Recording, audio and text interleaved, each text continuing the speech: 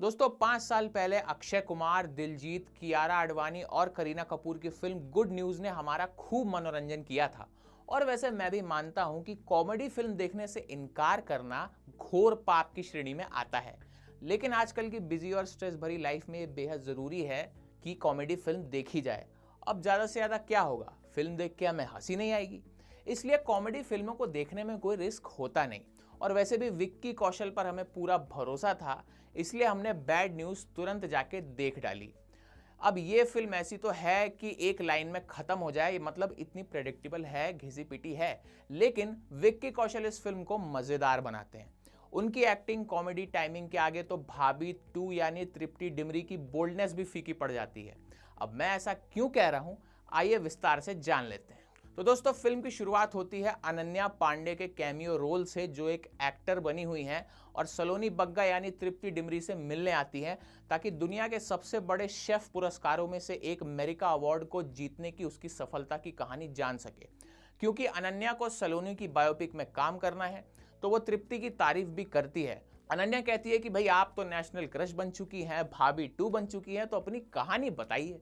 अब इसके साथ ही वो ये भी जानना चाहती है कि सलोनी यानी तृप्ति डिमरी 2 बापों के जुड़वा बच्चों की मां कैसे बनी। तो सलोनी अपनी कहानी बताना शुरू करती है कि दिल्ली की एक पंजाबी पार्टी में वो अखिल यानी विक्की कौशल से कैसे मिली, और इसके पहले की ऑडियंस कुछ खास समझ पाए, दोनों शादी करके पंजाबी स्टाइल में हनीमून पे भी निकल जाते। अब अखिल का अपना एक पास्ट है, इसके चलते वो अपनी मां की कोई फोन कॉल मिस नहीं कर पाता। अब सलोनी इससे परेशान होती रहती है। अब सलोनी इससे और ज्यादा परेशान रहती है कि अखिल उसके साथ कुछ ज्यादा ही पीडीए करता रहता है। अब जेनजी का जमाना है तो आप पीडीए का मतलब जानते ही होंगे। शौक और सपने का फर्क समझाने निकली इस कहानी में दूसरा हीरो एंट्री मारता है, यानी एमी विर्क, जिसके होटल में सलोनी जाती है दूसरी नौकरी करने। अब अखिल से चिढ़ी बैठी सलोनी गुरबीर के साथ जो है हम बिस्तर हो जाती है, और उसी रात अपनी एनिवर्सरी मनाने पहुंचे अखिल को भी वो मना नहीं कर पाती, और यहाँ पे फिर से उसके साथ भी हम बिस्तर हो जाती है। अब इसका परिणाम ये निकलता है कि सलोनी प्रेग्नेंट हो जाती है, और उसे ये पता चलता है कि उसके पेट में जो बच्चा है, एमी विर्क और विक्की कौशल दोनों ही उसके बाप हैं। ये एक बायोलॉजिकल कंडीशन की वजह से हुआ है जिसे हेट्रोपैटर्नल सुपरफेकंडेशन कहते हैं। तो अब सलोनी को लगने लगता है कि कहीं उसका बच्चा बड़ा होके ये ना बोलने लगे, मेरे दो बाप, मेरे दो बाप, मेरे दो बाप। तो इसलिए वो दोनों से पैटर्नल टेस्ट करवाने के लिए कहती है, ताकि वो चूज कर सके कि इन दोनों में से कौन उसका बेटर बाप बन सकता है। तो अब इसके बाद फिल्म में फेमिनिज्म और साइंस का लॉजिक अगर हम निकाल दें तो फिल्म एक अच्छी कॉमेडी फिल्म बन के उभरी है, जो आप देखोगे तो आपको मजा आएगा। इस फिल्म में चुटकुलों का प्रयोग बहुत अच्छा किया गया है। अब अमूमन मान लें हरकतें तेरी श्रीसंत वाली है, लेकिन इज्जत तुम्हें पूरी धोनी वाली मिलेगी। तुम्हारा पति तो तुम्हारे लिए दूसरों को पीटता है, लेकिन बगल वाले कबीर सिंह को देखो, प्यार प्रीति से करता है और मारता भी उसी को है। ऐसे ही कुछ और चुनिंदा डायलॉग और करण जौहर, विक्की कौशल, कैटरीना के रेफरेंस दे के लिखे गए कुछ पर्सनल डायलॉग बहुत अच्छे जमते हैं। लेकिन बाकी पूरी फिल्म में कुछ ऐसा खास डायलॉग है नहीं जो हमेशा याद रहे। इससे अच्छा तो 2.5 मिनट का स्त्री 2 का ट्रेलर था जो मैंने फिल्म से पहले देखा। उस ट्रेलर में इससे भी ज्यादा कई बढ़िया डायलॉग शामिल थे। अब कई कई जगह तो ऐसा भी लग रहा है कि फिल्म बिना वजह ज्यादा खींच दी गई है। तो एक्टिंग की अगर बात करें तो फिल्म पूरी तरह से विक्की कौशल के नाम है। डायरेक्टर आनंद तिवारी के साथ उनकी ट्यूनिंग काफी पुरानी है। दोनों इससे पहले लव पर स्क्वायर फुट नाम की फिल्म में भी साथ काम कर चुके हैं, और फिल्म का पूरा तमाशा जो है विक्की कौशल ही है।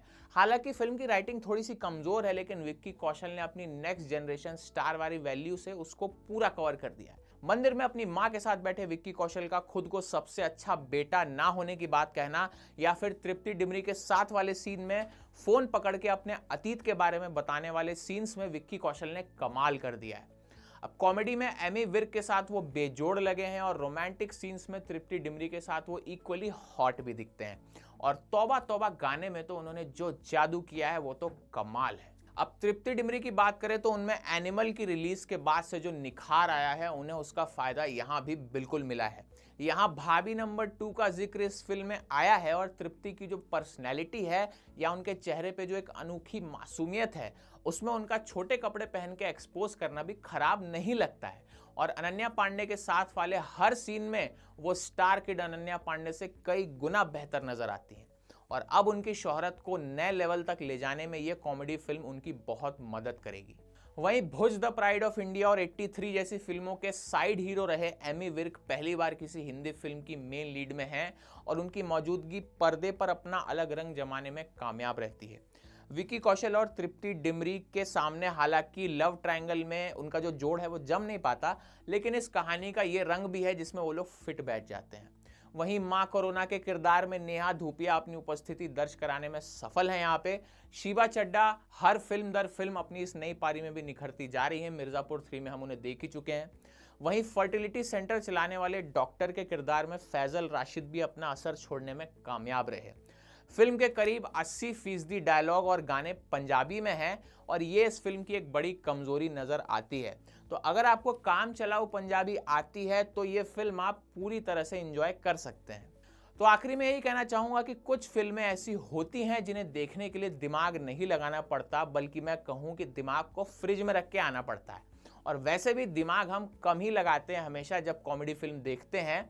तो फिल्म हम देखते हैं एंटरटेन होने के लिए, और ये फिल्म आपको सिर्फ और सिर्फ एंटरटेन करती है। ये एक मस्त टाइम पास फिल्म है जिसे आप बिना लॉजिक के देखेंगे तो मजा आएगा। और हाँ, एक और बात, ये जो तौबा तौबा गाना है ना, वो फिल्म के लास्ट में आएगा, तो उसे देखने के लिए रुक जाना, क्योंकि मैं जब फिल्म देखने गया था तो हमारे यहाँ एंड में विक्की कौशल के गाने तौबा तौबा को देखने के लिए सारी भीड़ रुक गई थी, क्योंकि विक्की कौशल की एनर्जी और डांस वहाँ कमाल का है। तो क्या आपने देख ली है फिल्म बैड न्यूज? अगर नहीं देखी तो क्या जाके देखने वाले हैं?